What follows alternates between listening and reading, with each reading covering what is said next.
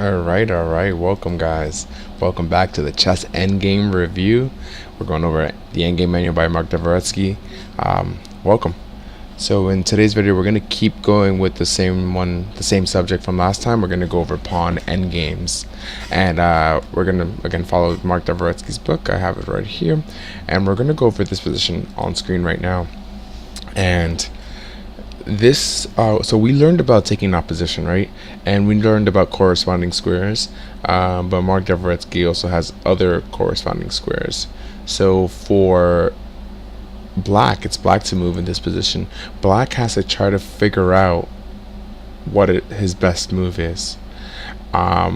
He has to control these two squares, right?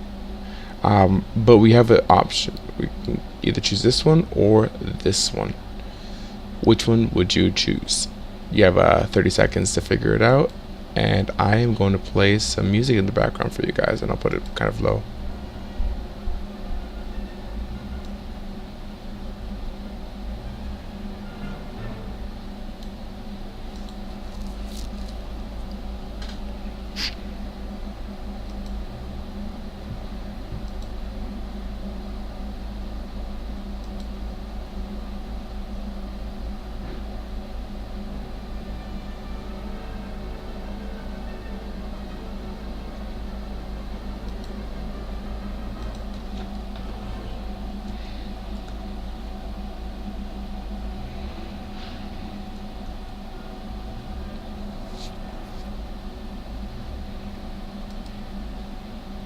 Alright, so it is done, and I'll keep playing the music in the background. I think you guys in the last stream said you wanted a little bit more music, so I'll just keep it in the background so you can barely hear it.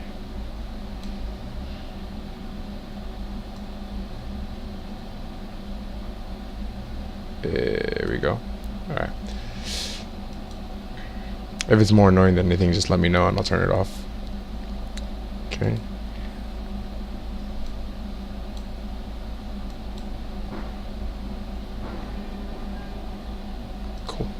Alright, so in the book, and I'm going to go over what he says for this position, situations with corresponding squares come in all shapes and sizes, from the most elementary to cases so complex that most of the unoccupied squares on the board turn out to be squares of reciprocal zugzwang. Remember, reciprocal zugzwang is that if it's your turn to move, you're in zugzwang. If it's their turn to move, they're in zugzwang. That's why we call them mine squares, because if you land on it first, the other person's going to take that corresponding square, the one that corresponds to the place that you landed on, and make you move. And since it's your turn, you are in zugzwang. You're in a position where it's really, really bad if you move. Okay. How is the correspondence between squares determined? There is no special formula. The sensible way is to find key squares, examine the possible plans for both sides, and calculate the simplest variations. The preliminary analysis may uncover that some reciprocal zugzwang situations. From there, you may go on to define an entire network of corresponding squares. The following examples demonstrate how to make a logical analysis of a position. Okay, so we're getting to the nitty-gritty stuff. This is like some 2000 expert master level stuff right here. This is, if you have this, your end games are going to be on point, at least your pawn end games. So in this position, black is obliged to defend key squares, e2 and f2, right? So we mentioned these two, which he can either do by one king e3 or one king here, king f3. So the first, it appears more natural, right? Because you're taking opposition and you can't really do anything, right? Like you take opposition, you're good, and then he's forced to move. But he says, let's not get too hasty about drawing our conclusion. White's king will attempt to break through on the queen side. This is true, right? Because my plan is if you come here, right? If I go here, here, and then here, right? So with white's king on a2, this is where he's going to be. So he's going to take 1, 2, 3, 4 moves. Where do we want our king? We want to be on the b4 square if he comes to a2.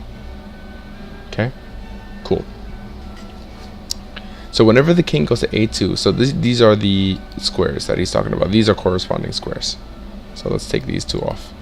These are the corresponding squares right here.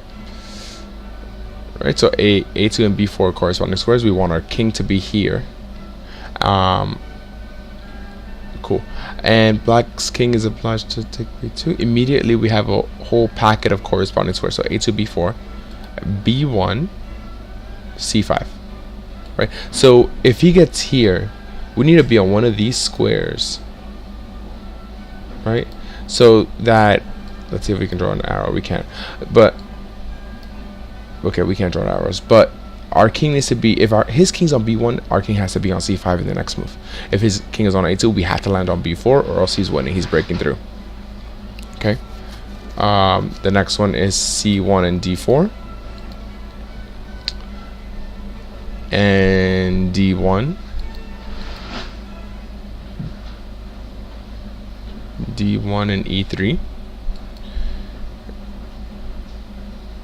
Right. All right. So that means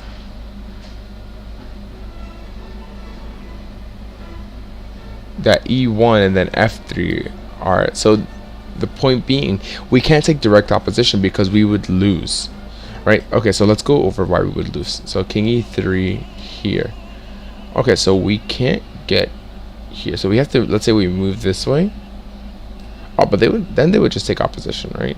Can they just go here? Right. King e1.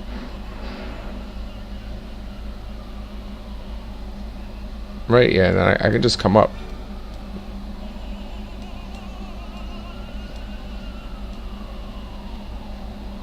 Boom, and I'm done for. Right. And wow, that's sick. Okay, so let's go back. Okay, so the correct move is that you want to maintain this opposition, and after king f3 we draw easily, because if he plays king d1, we go to the corresponding square e3. Right. Bam, bam. If he ever comes back, we come back, and this is called a knight's opposition. Really key. So f3, king d1, king e3. Yeah, and that draws easily. Okay. So there's no like straight line. That's what he's saying. There's no straight line or a system to see which corresponding squares are good for you or not. But each case requires concrete analysis. Okay. So you may only take the opposition after ensure that this will not place your opponent in zigzag. Sorry, after having ensured that this will place your opponent in zigzag and not yourself.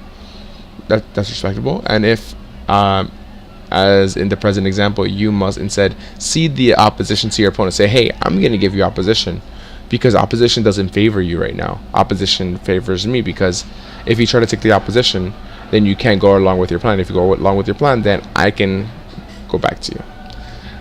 So this is called, these cases of corresponding squares is called anti-opposition. This term seems more exact than the term knight's move opposition. That's the old term. So anti-opposition is, I guess, a new term that Mark Dvoretsky's trying to coin. Shout out to Mark Dvoretsky. I have seen used opposition is for the kings to be standing in the same line, not adjoining lines. Okay, anyways, but this is so key. So look, okay, so let's start off with this.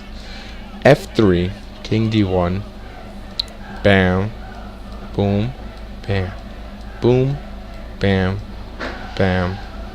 We hit here. If he goes here, right, going back, we can always go back. Remember that b1 and c5 are corresponding, right? Don't get tricked.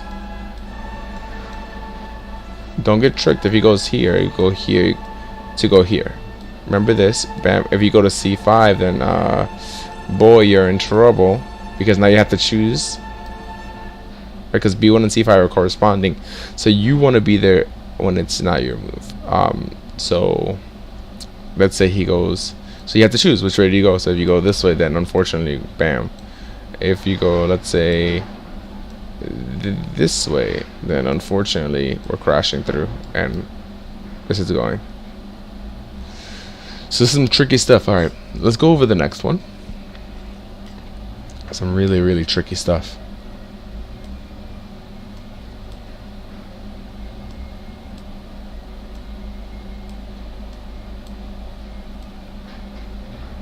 All right. So that last position, if you guys want, is N. Grigoriev, 1921, and the same guy is in 1922. And I think these are just studies. I don't think these are actual games, just studies that people have created saying, hey, what if in this position? All right, so it's white to move here, and the corresponding squares. Okay, let's try to figure them out. What are the corresponding squares?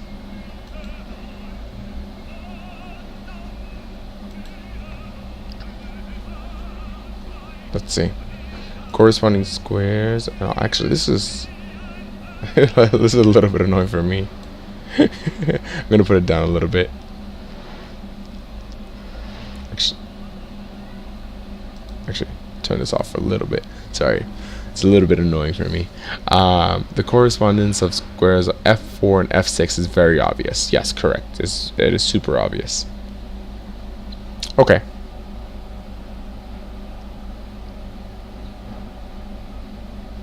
Wow. So this position is kind of tricky, right? So like f4 and f6, we know are corresponding squares, right? Because if it is your turn, you have to cede opposition. But there is a catch, right? Because black cannot leave the defense of this pawn, right? So black has to stay around the pawn. So maybe I really want to get to this square when he lands here, so that we can take it.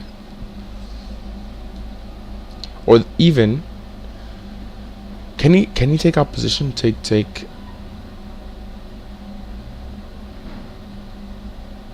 Okay. Let's try this.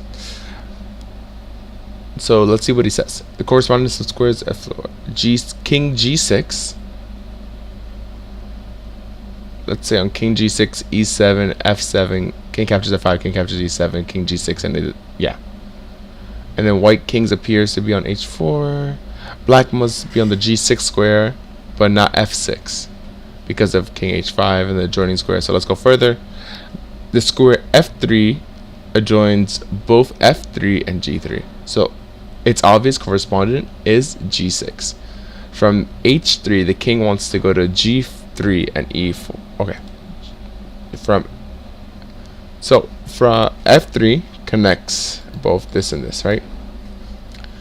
And the obvious correspondent to these two are g6, right? Okay, great. From there, let's go to the g2 square. Here the king can go to f3, the corresponding square of g6, and g3, the corresponding square of g7, or h3, and f6 is the one for that one. The only equivalent square for black is f7, but he cannot go there. So thus the solution becomes clear. The g2 square is key.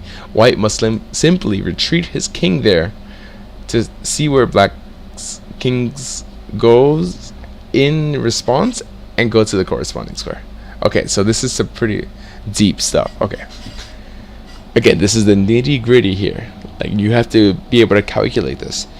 What are the corresponding squares? So let's see. So king f3, right?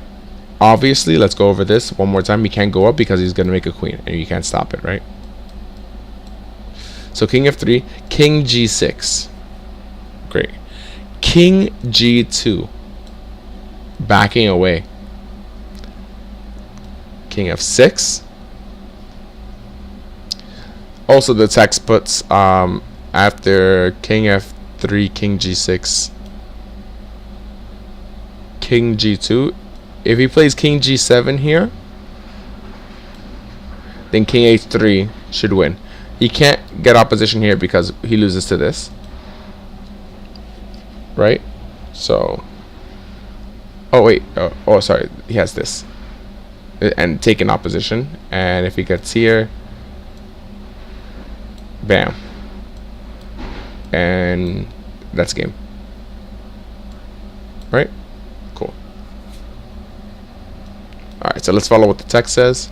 So king f3, so king f3, king g6, king g2, king f6, king h3, king g7, king g3, corresponding squares,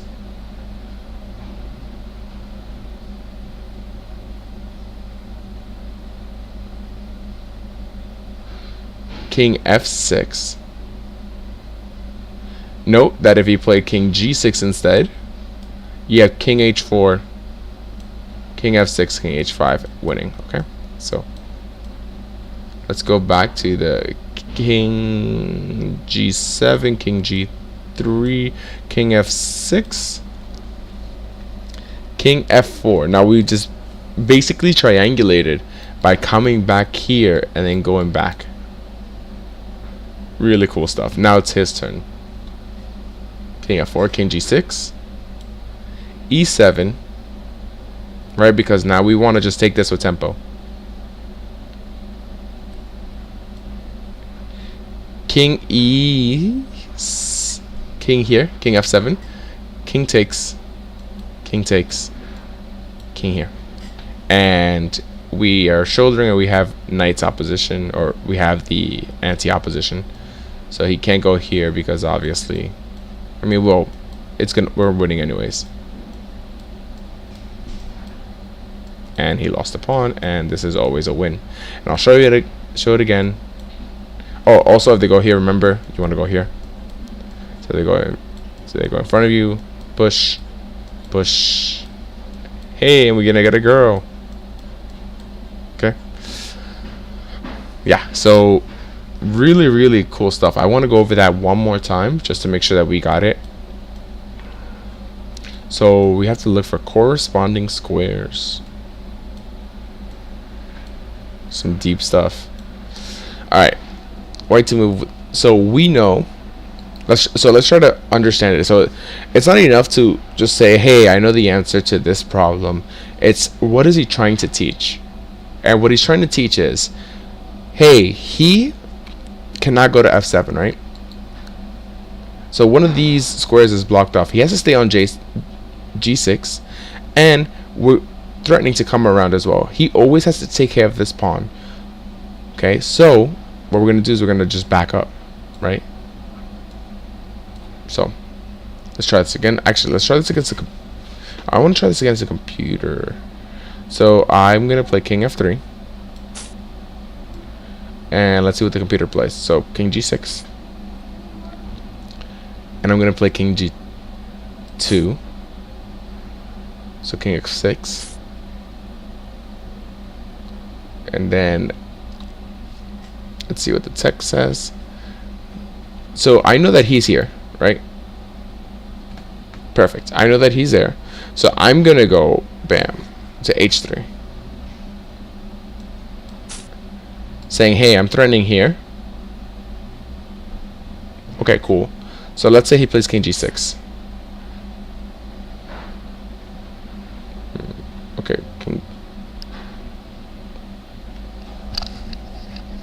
I think even this one's, yeah, because he can't maintain thing, and then I play king h5, and then whoop, f4, and then I win this. f3, king e7, and remember, we're going to take opposition again.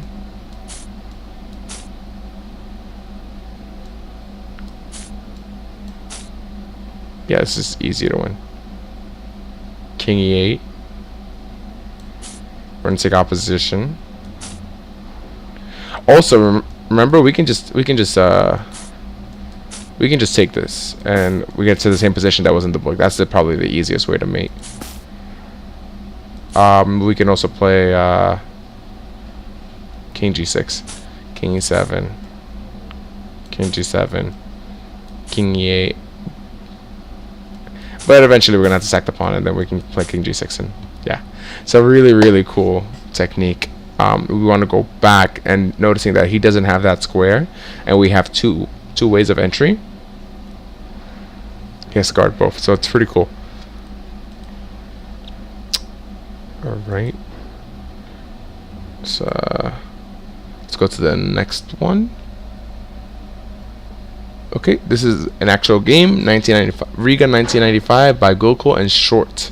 Nigel Short is one of the best players, so if you haven't seen his games, please do so. Set up position. Let's clear this.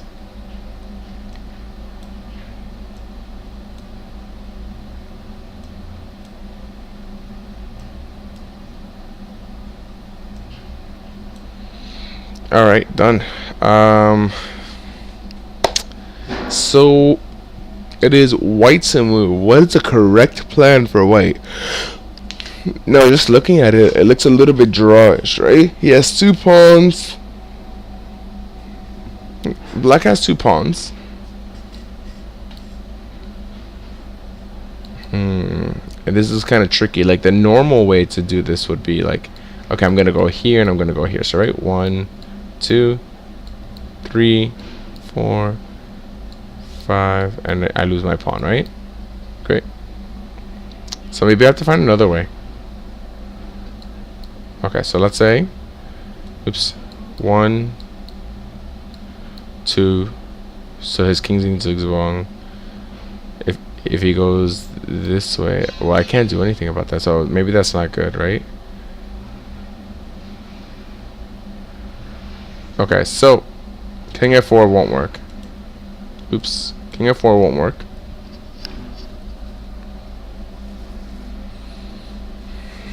Alright, so I guess it's a great problem for you guys, so I'm going to put on some music and solve it, guys.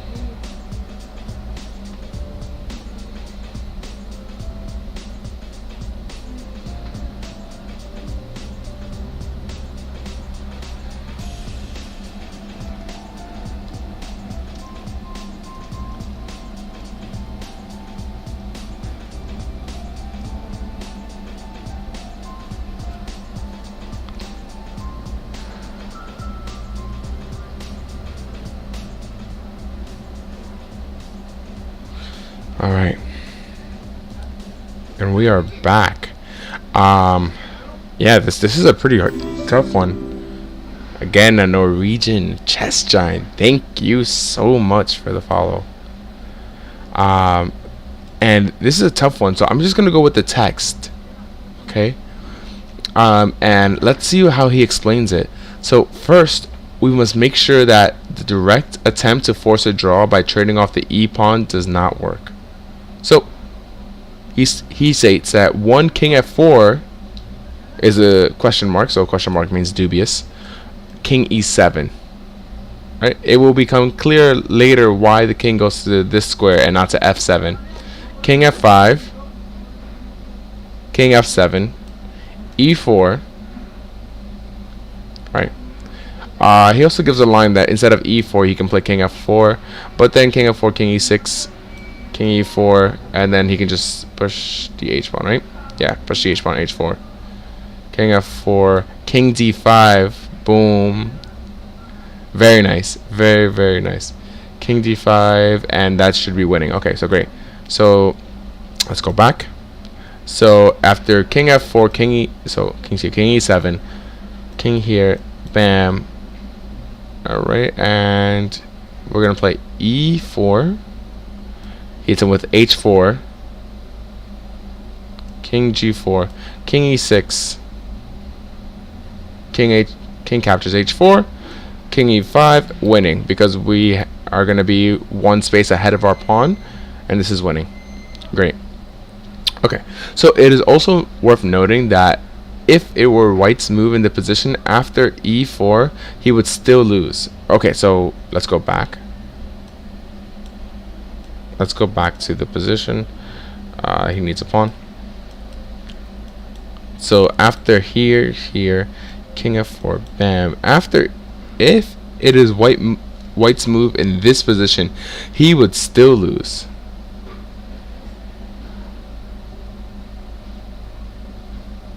That is insane. Okay, so so he would still lose after.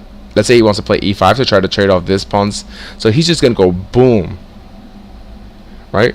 e5, king g4, f captures e. King captures h4, and he's gonna play. Oh, not that. Sorry. King captures, and then he's gonna come this way. And so instead of coming up, he comes this way. He comes around the pawn, and now he's good because he can get opposition.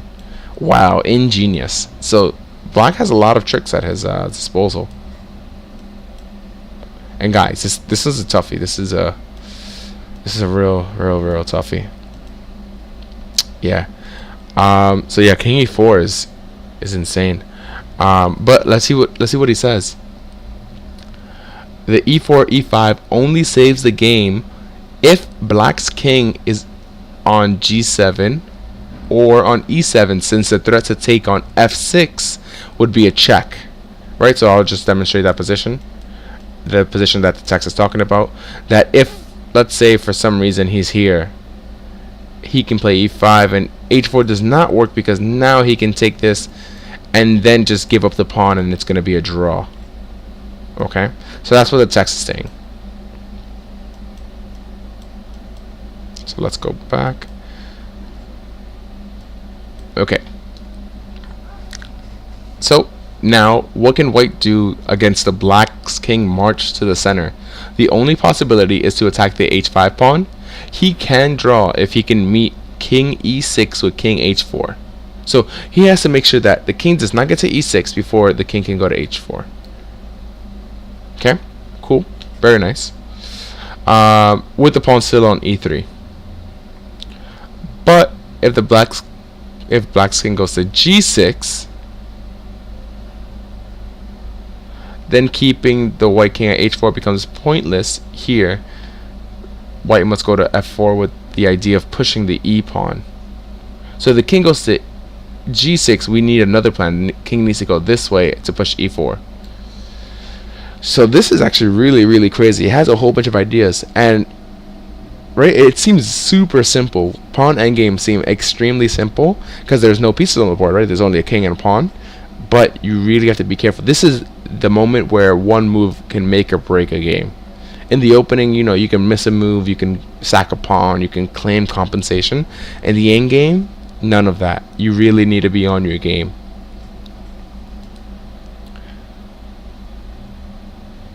Oh yeah, we're white. So it's white to move. Yeah, white to move. Norwegian chess giant, and we're trying to find the best way to continue. So we're trying to see what's the best outcome, but we're trying to analyze everything. Okay. So yeah, we're right in this position. Okay, so note that these paired squares we have found are not corresponding squares, since no zugzwangs exist. Yeah, so there's no such thing as a zugzwang here, because I tried to go here. Right, but this is not a zugzwang. Well, it's a zugzwang for me, right? But let's say I go here now. It's not a zugzwang for him. He just does what he does. And I can't even go here because of this, right? So there's no zugzwang for black. Okay, so we have to find another way. So note that these paired squares we have found are not corresponding squares, since no zugzwangs exist. Okay, from f7, black's king is ready to move into two directions, e6 or g6, and white's king must keep the same possibilities in hand. This clarifies the first and most important pair of the corresponding squares. f7 and g3. Okay.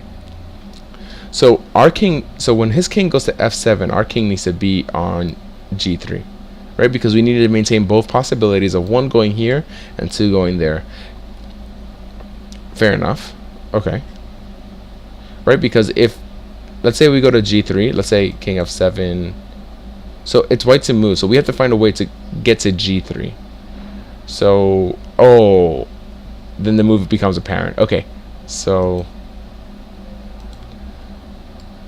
okay, so I won't say it, but let's just skip a turn. Boom. And king g3. Now, if he goes king e6, we have one plan. Right? Now, we want to go here and push the e4 pawn. And we can even sack this. Cool. Okay, okay. This is getting a little bit exciting here. All right. So, and here's what, oh, and then he says, and here's why king f4 is to be met with king e7 in order to meet king g3 with king f7, placing white in zigzag, right? Because if he goes here, king e7, if he goes here, these are corresponding squares. These two are corresponding squares. So now he has to make a plan, and now since his king is here, it's very easy to win. Okay, it makes sense. It makes sense. Wow. Some deep stuff here. Some really deep stuff. Okay. Alright, so we're almost ready to make our first move.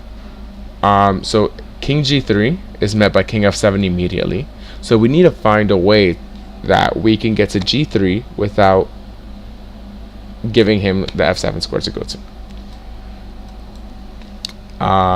And king f2 is met by king e7, and it decides the king e6. Wow. Okay, so let's say he goes here, then he can just come to e6 for free, and he can't do anything because of h4. Wow. King d5.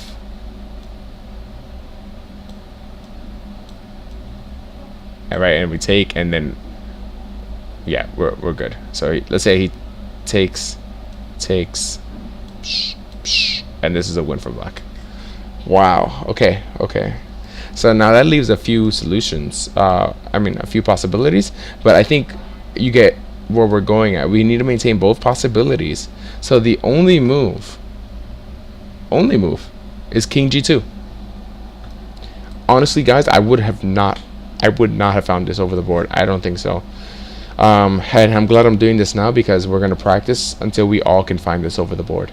Over the board means a tournament game where we're just thinking very slowly, not blitz. So king g2, king g8. Oh, and let's say he plays king f7 here instead of king g7 instead of king g8. Then white saves himself by playing king f3. And if he plays here, if he plays e6, the white will then have, yeah, okay, so cool. Alright, so king g2, king g8, king f2, king f2 now, since if he goes to here, then we can go here. But king f3 also leads to the same thing. That's what the text said. King f8, because he doesn't want to get to the f7 square because his mind. Whoa, this is insane. Yeah. This is okay. Wow. This is such beautiful chess, and it's like, whoa. Okay. King f8, king g2, king e7, and on king e7 then we play king h3, king f7.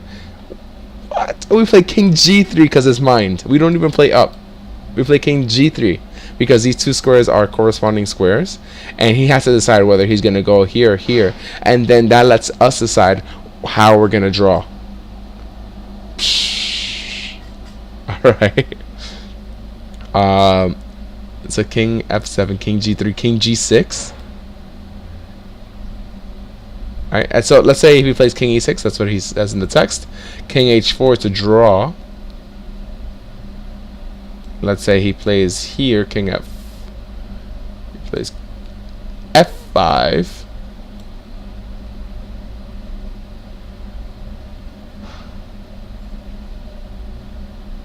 He says that this should draw. King f4, h4, e4, h3, king g3, and king g3. F captures e, takes, push, and we're in the square of the pawn. Oh, so for those of you who were not here, the square of the pawn basically means that we can tell how a pawn's moving. Our pawn's going to promote, and if the king can catch it, if we can make a square, if the king's inside that square, we win. So let's say the square is like this: 1 2 3 4 5. So we need to go 1 2 3 4 5, and then all of this. So if the king is inside this square, the king can catch the pawn. Note that other factors do exist, like his pawn being in the way or something like that, but yes, he can catch the pawn. Cool. Alright, so let's go back to the example.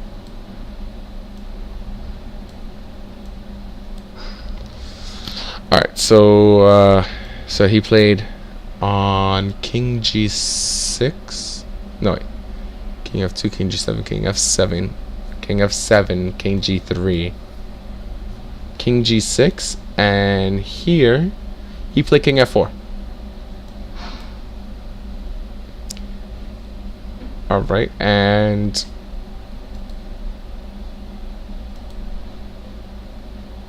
yeah, king f4. So what if he plays different moves? So like, let's say he plays king f7. This is a side move. This is not the move that he played. King f7. The only reply is king g3.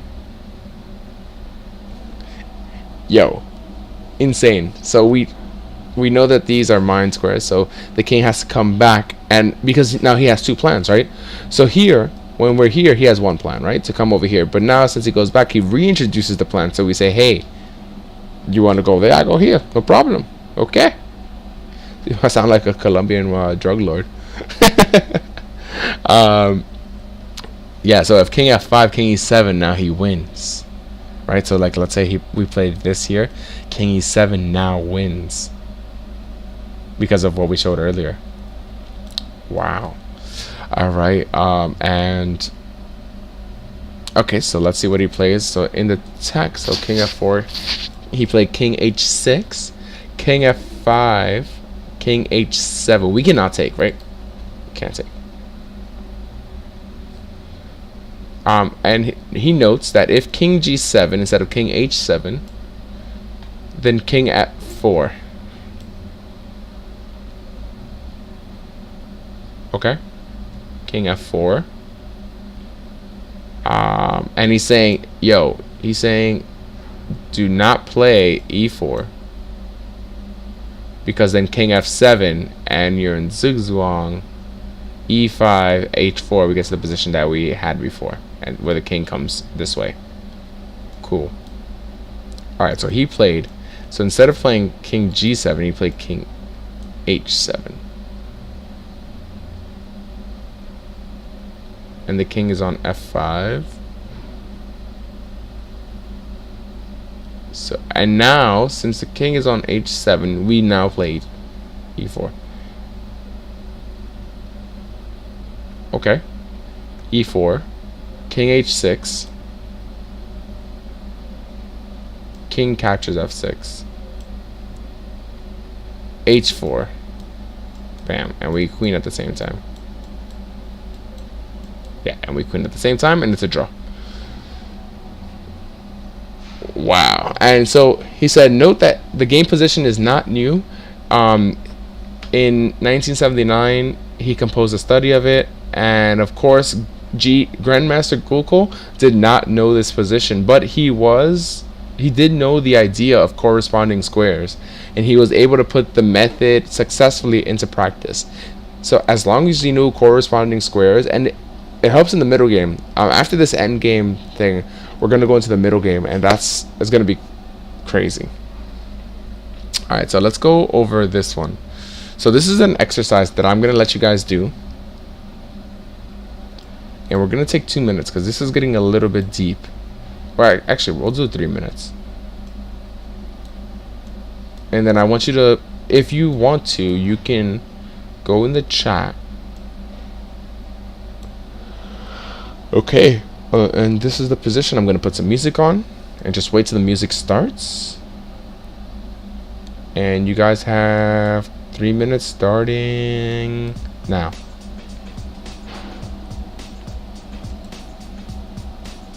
And I'm gonna try to figure this out with you guys.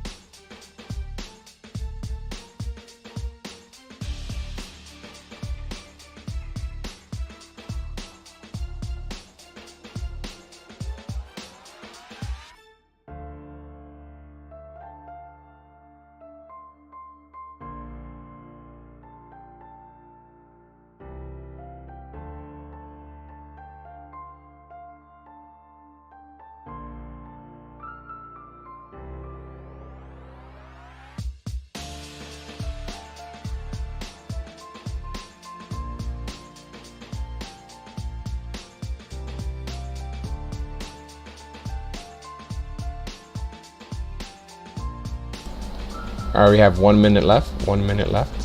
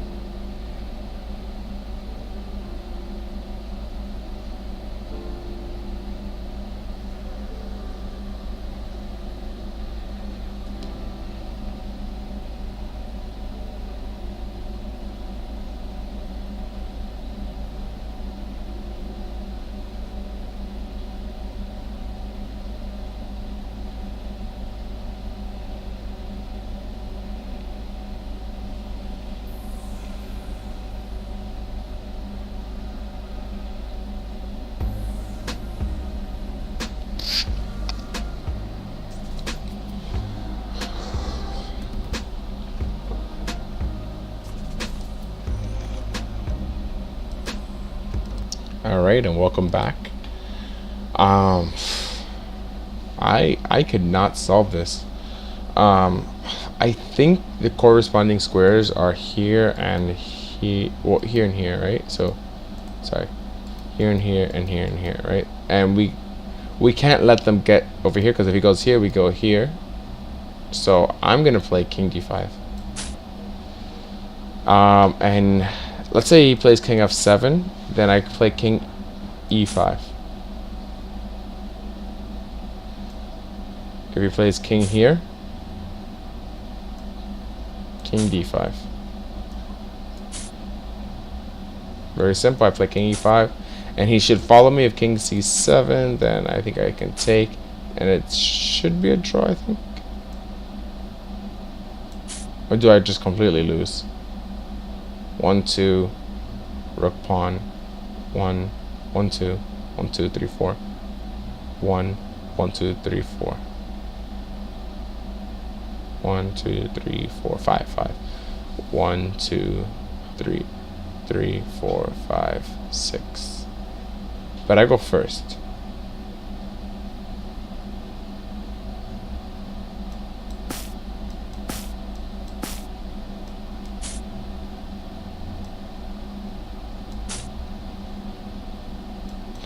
Oh, but he queens and he covers the square. Oh, that's horrible. All right. So let's try to find another way.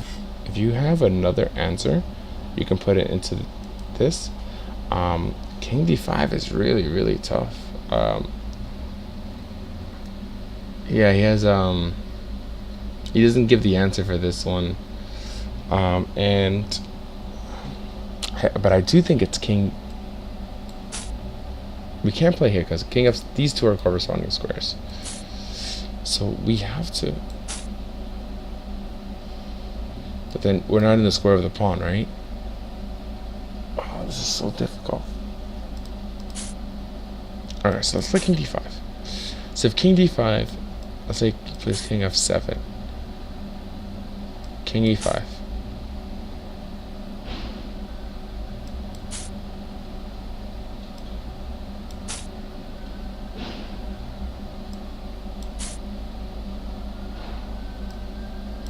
So I can't play this. So let's try to identify some squares. I can't play here because he plays here, right? So this is opposition, but I have to force him to play here, and then I can play knight's check opposition. But I always have to worry about. Hold on. I always have to worry about this, right? Because he can just push sack the pawn, and he has 4 moves until he promotes. And I won't be in the square of the pawn because this is the square of the pawn over here. So I have to do a move that's multi-purpose that I can be in the square of the pawn. So I think I have to play here. I mean, I have to address both threats. I have to address the king coming in, and I also have to address this. Okay, so let's play. Okay, he plays king g7.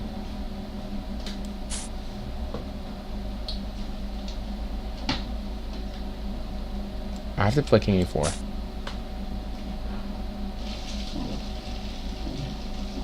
I have to address both threats, and I also want to push my agenda. So if he goes here,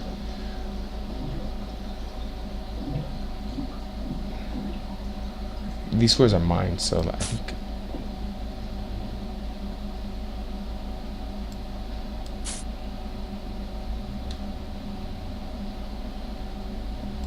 king d5, king here, king e5. He plays king c7, king d5. No, his thing is not threatening, so we will queen, and I will queen at the same time, except I'm gonna move earlier, right? 1 2 3, 1 2 3, right? Okay, so I would queen, and then he would queen, and then I get the first checks. So he can't play here because king c4.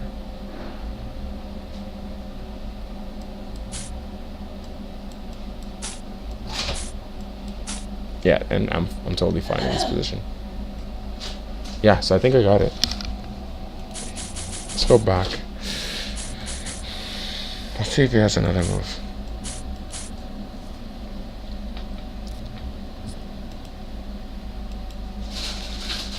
Alright, so let's say he plays king g7. Then I should play back because these squares are mine. So whenever he comes to this square, I'm going to come to this square. If he plays king f6, that is totally fine. I think I can play here. I can play opposition because he can't let me go in. g5. I'm gonna just take.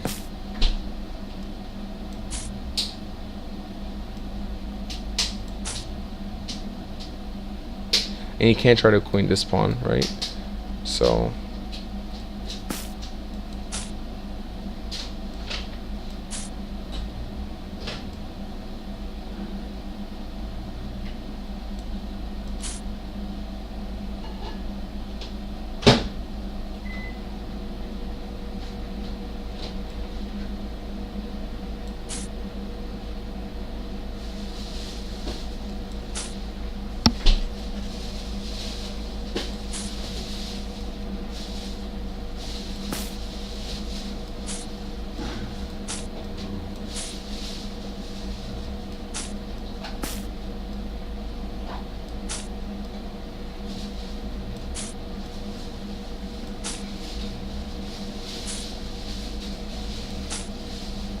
yep, that's what I think that was it. So let's try to get the answer.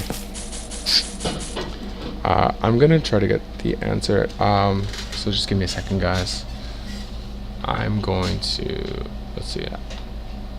We're on page 23.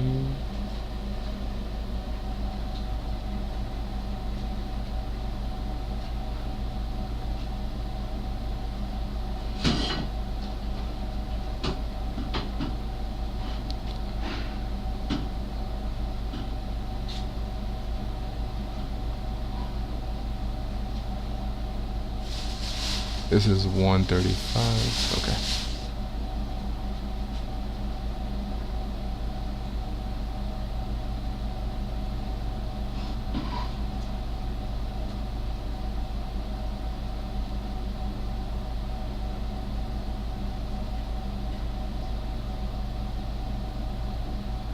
So these are solutions.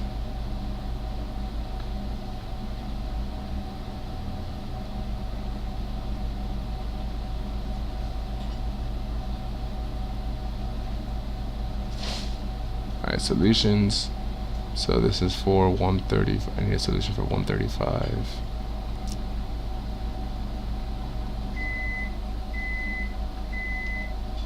Okay. So what he's saying is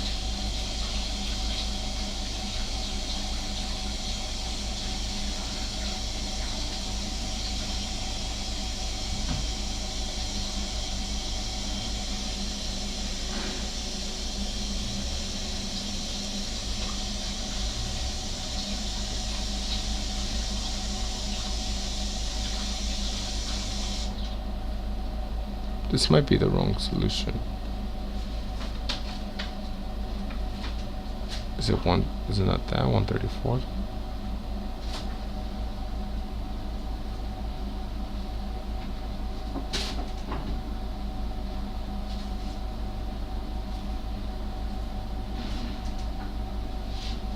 Okay, so let me actually. Sorry, guys. This is we gotta look this up. Actually, we'll go through it again. We'll do a all exercise stream, and so we don't delay this stream. It's 135, but I don't think the solution's in the right place. It's cool.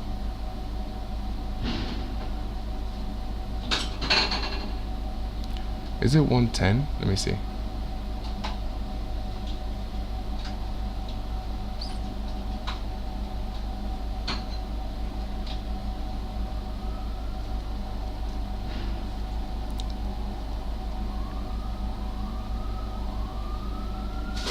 May I forget this?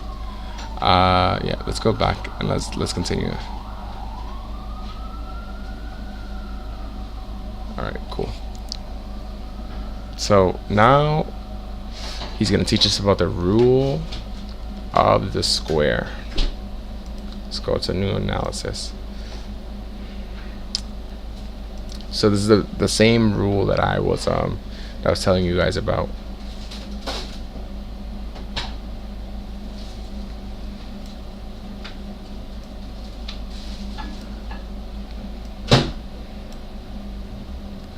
Alright, so the rule is 1, 2, 3, 4, 5. So they have 5 moves. And then we have 5 moves this way. 1, 2, 3, 4, 5. 1, 2, 3, 4, 5. It's not allowing me to color.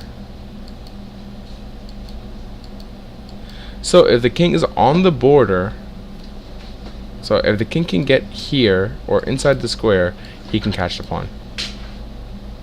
Okay, so I'll just read from the text. Imagine a square having for one of its sides the path of the pawn to its queen and square.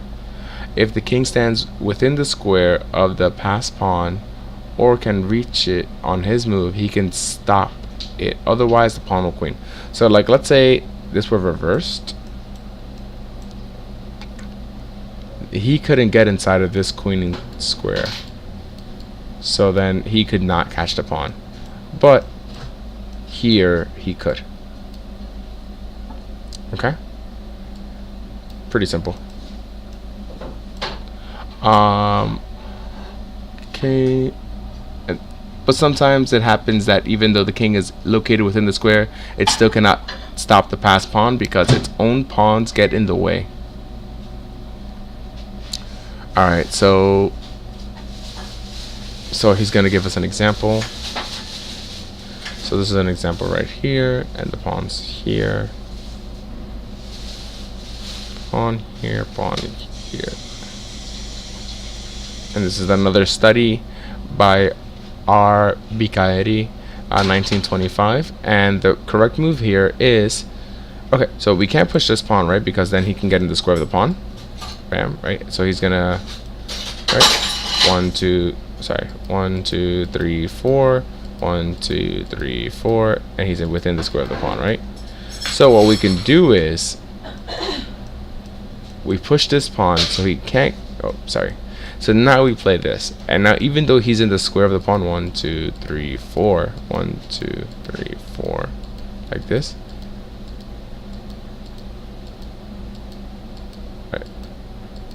All right, bam, bam. He cannot reach it because he does not have that. So 1, right, 2, 3, and he is 2 moves too late.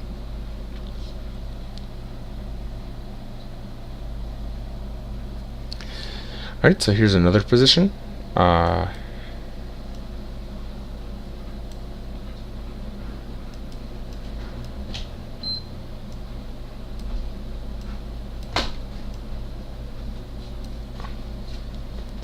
The waiting move king h3. Here, black places black in zugzwang because even though he is in the square of the pawn, right, because it's only 2. Right, 1, 2, 1, 2. He can't make any progress, right? Because if he goes here, he's not in the square of the pawn anymore. If he goes here, he's not in the square of the pawn anymore. So this pawn's actually in his way. So once he does something,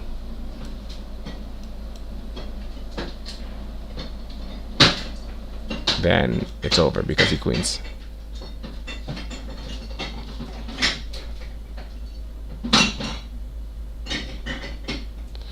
Alright, and this is an exercise. Oh, this is pretty quick in the chapter.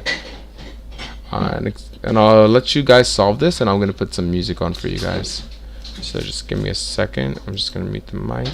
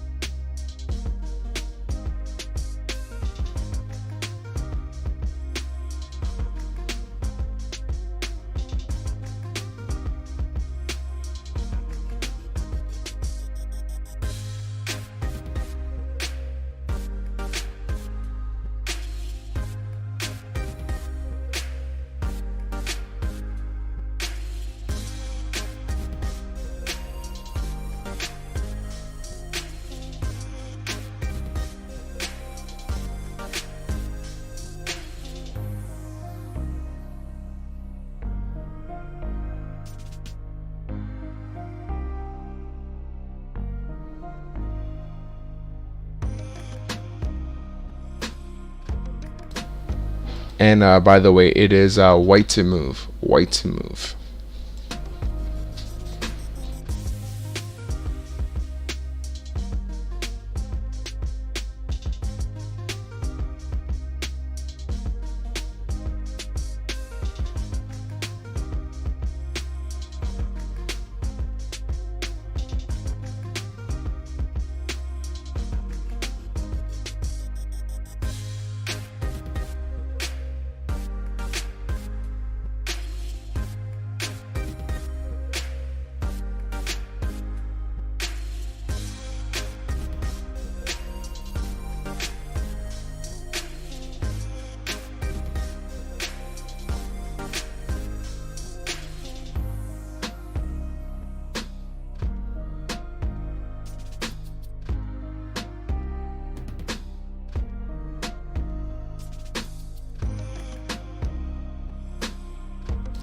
Alright, hopefully that didn't give you too much of a bother.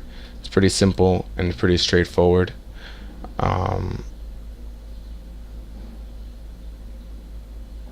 mean, you can do anything and win, right? But I think the most direct.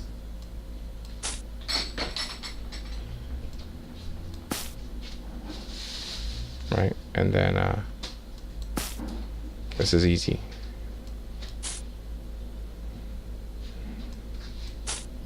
You could have just played that in the beginning too, right? But you don't want to get checkmated by this, right? So that's why we play this first.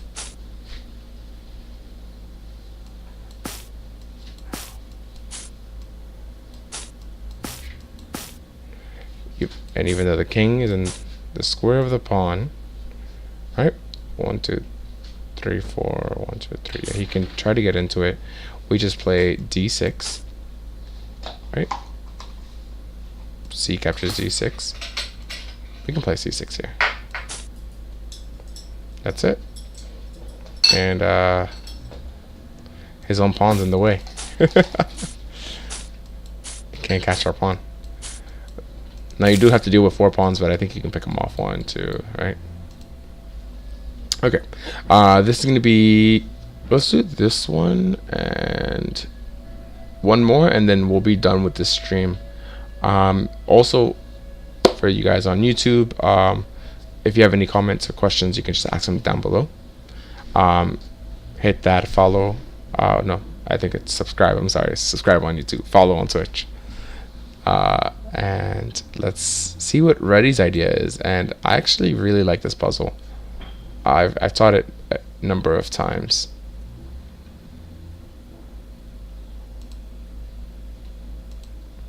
So the king is here, the black pawn's here.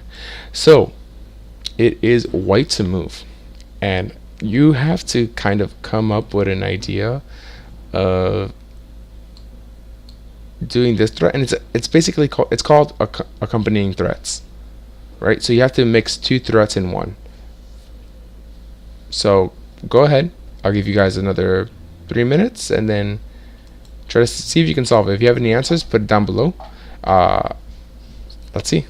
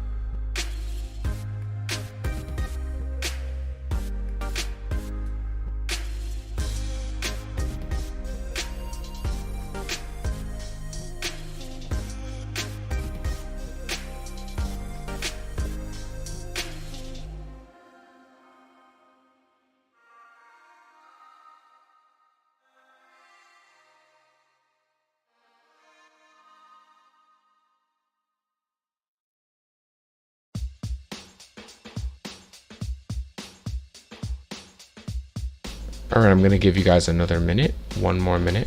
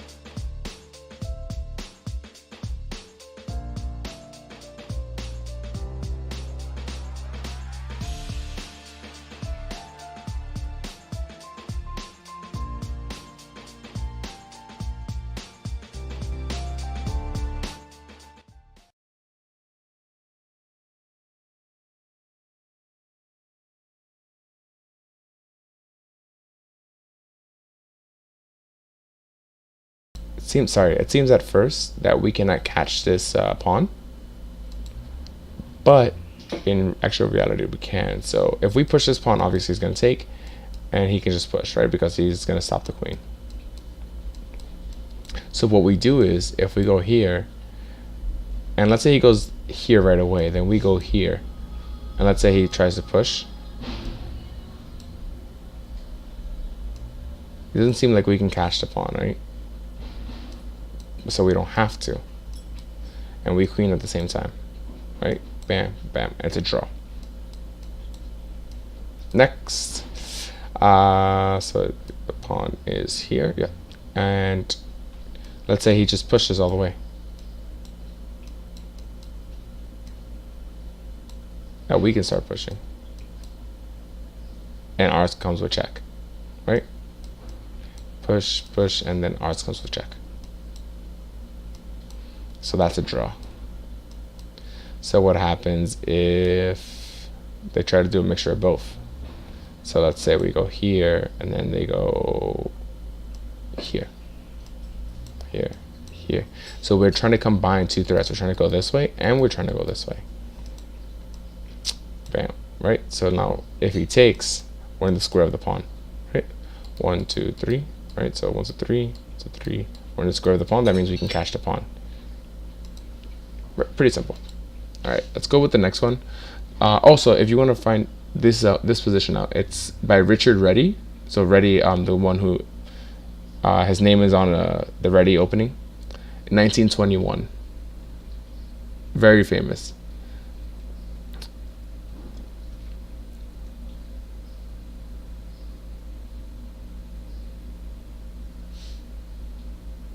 Okay, and let's do this one. This is L. Prokel. I think it's Prokel. Prokes, 1947.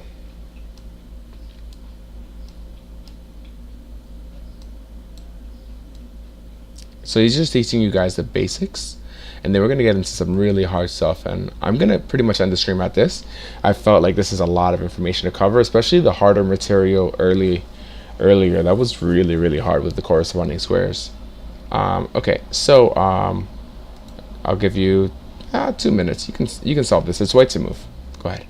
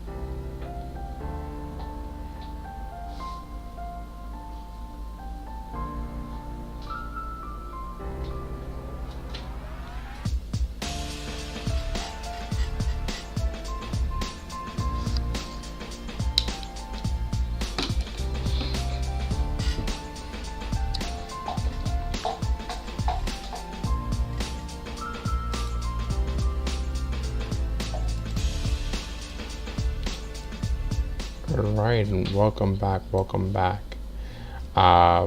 Thank you guys so much. Let's do this. So the threat is that black king c8,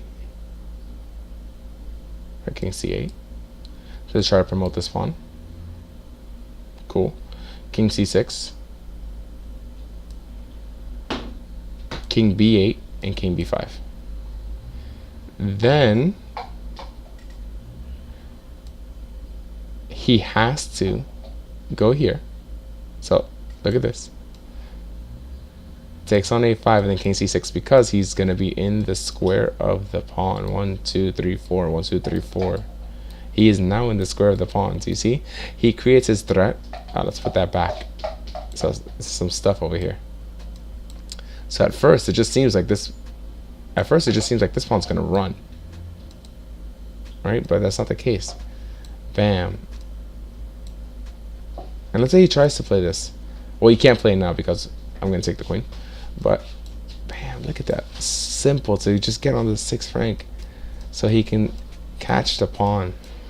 This is artistry right here. And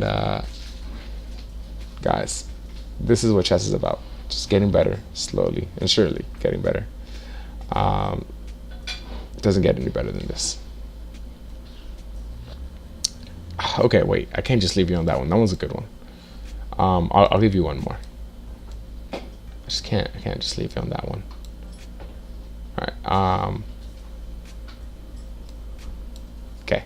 And this one we're just gonna solve together. It is white to move. So the only way to win this, and this is by A.N.K. Sarychev, 1928.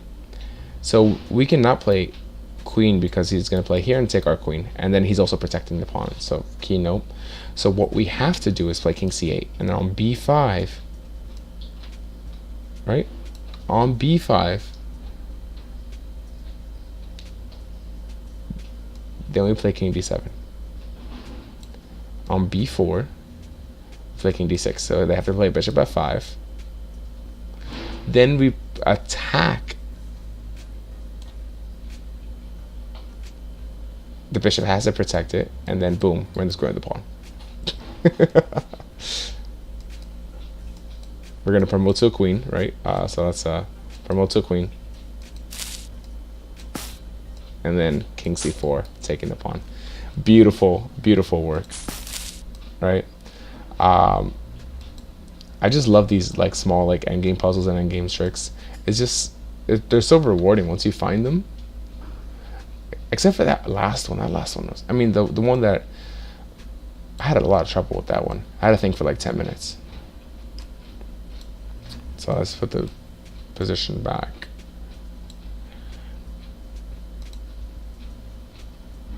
And so let's put this down, and then so king c8, b5, he's running away, right? We're just gonna go here. So let's say he plays bishop f5, check. Bam, he's gonna run. He looks like he's out, right? Boom, we're gonna attack here, because if we take here, he pushes, right? And then we queen first. So he has to protect it.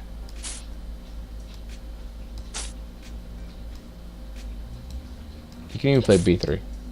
Doesn't matter, because this is just a draw. Bishop c8 taken, just a draw. Beautiful. So guys, I will thank you so much. If you like it, please follow on YouTube, subscribe. Doesn't cost you anything. Hit that like button. If you like what I do, hit that bell button, and it'll notify you every time I upload. I try to upload when I can. I'll try to upload the streams. And thank you so much for the continued support, and have a great one. And I'll see you when I see you. And keep chess on, and welcome to the Chess Universe and Chess Master Squad. Peace.